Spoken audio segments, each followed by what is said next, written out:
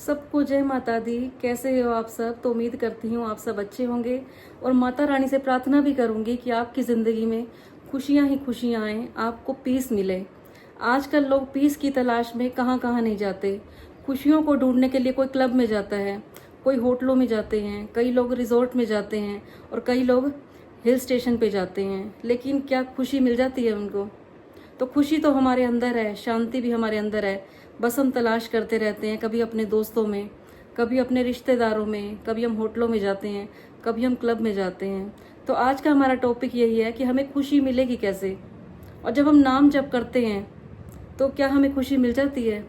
कई लोग मुझसे मिलते हैं, कहते हैं कि दीदी हम नाम जप कैसे करें। तो आज की वीडियो मैं उन्हीं लोगों के लिए लेके आई हूँ जिनको ये पता नहीं है कि जब हम नाम जप करेंगे तो हमें किसका नाम लेना है। कई लोग ये कहते हैं कि हम दिन रात राम राम की माला जपते रहेंगे तो हमें भगवान की प्राप्ति हो जाएगी। क्या राम राम की माला जपते हुए आपको राम की प्राप्ति हो सकती है?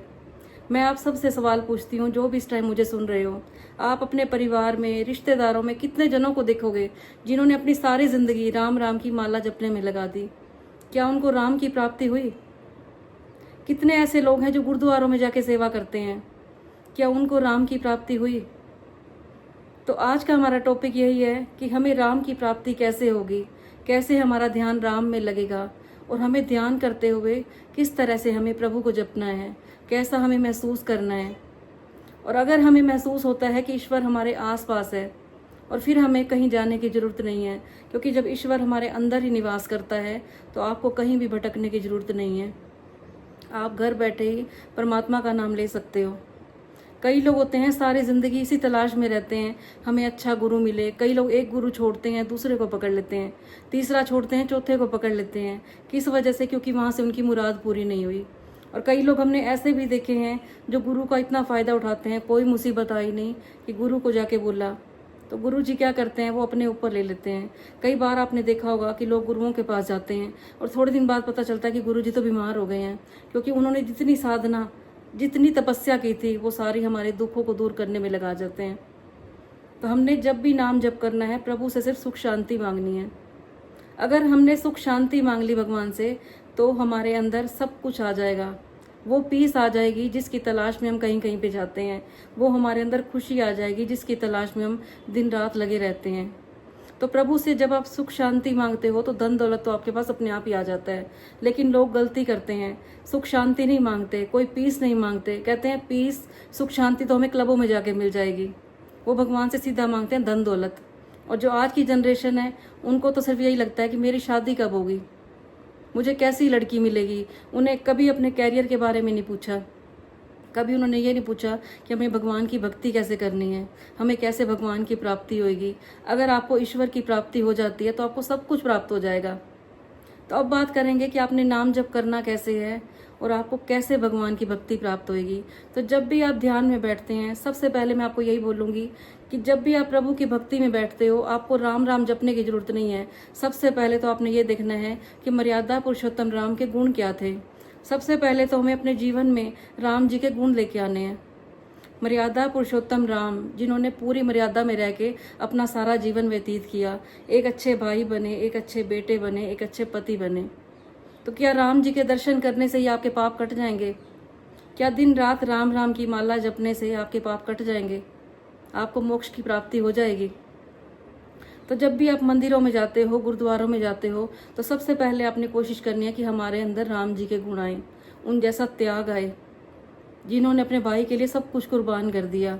और जब आप ऐसे गुणवान बन जाते हो, जब आपका दिल बिल्कुल साफ हो जाता है, तब आपका ध्यान लगेगा। जब तक आपके अंदर इतने छल कपट हैं, लोगों को दुख पहुंचाने की, तकलीफें देने की अगर आपके अंदर प्रवृत्ति है, तब तक भगवान की प्राप्ति आपको नहीं हो सकती। तब तक आपका ध्यान में मन भी नहीं लगेगा। तो अगर आप सोच रहे हैं कि मुझे ध्यान लगाना है, मुझे ईश्वर से जुड़ना है, सबसे पहले आपने अपने अंदर के विकार निकालने हैं। अगर आप किसी के बारे में गलत सोचते रहते हो तो जिस टाइम आप ध्यान में बैठोगे तभी आपका ध्यान सीधा इन विकारों पे ही जाएगा। उसने मेरे साथ ये कर दिया, 10 साल पहले की बातें, 20 साल पहले की बातें आपके अंदर आएंगी। तो आपने सुना होगा कि शेरनी का दूध हमेशा सोने के बर्तन में ही रहता है।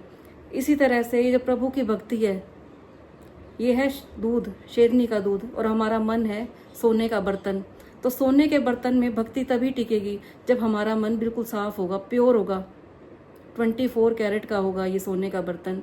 और ये कैसे बनेगा? सबसे पहले हमें अपने अंदर से सारे विकार निकालने पड़ेंगे और फिर हमें प्रभु को महसूस करना पड़ेगा। जैसे मैं आपके सामने बैठी हूँ, अगर मैं अभी किसी को याद करती हूँ दिल से, तो उसी टाइम मेरे पास उनका फ़ोन आ जाता है।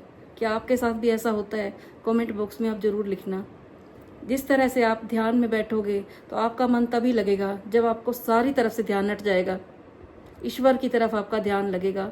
तो आपने आज से ये कोशिश करनी है, कभी भी आपने किसी के बारे में सोचना नहीं है। जब भी आप ध्यान में बैठते हो, अपना मन अपना तन एक ही जगह पे रखना है। कई बार क्या होता है, हम ध्यान में बैठ जाते हैं, शरीर हमारा यहाँ पे है, लेकिन हमारा मन हमारे रिश्तेदारों में घूम रहा होता है, हमारे पड़ोसियों में घूम रहा होता है। उसने हमारे साथ ये कर दिया, वो लोग तो तरक्की कर गए, हम वहीं के वहीं रह गए। तो अगर आप आज से ध्यान शुरू कर रहे हैं तो आपने सबसे पहले तो ये ध्यान देना है कि कभी भी आपने कुछ ऐसा सोचना नहीं है। तब आपका प्रभु के मन में, प्रभु की भक्ति में मन लगेगा। तो कल हम बात करेंगे कि आपको क्या जाप करना है। उम्मीद करती हूँ आपको मेरी बातें अच्छी लगी होंगी। अगर आप भी नाम जप की तैयारी कर रही हैं तो आज से ही ये बातें फॉलो करना शुरू कर दें। कल फिर मैं आऊँगी आपके पास ऐसे ही टॉपिक पर चर्चा करने के लिए। तब तक के लिए सबको जय माता दी।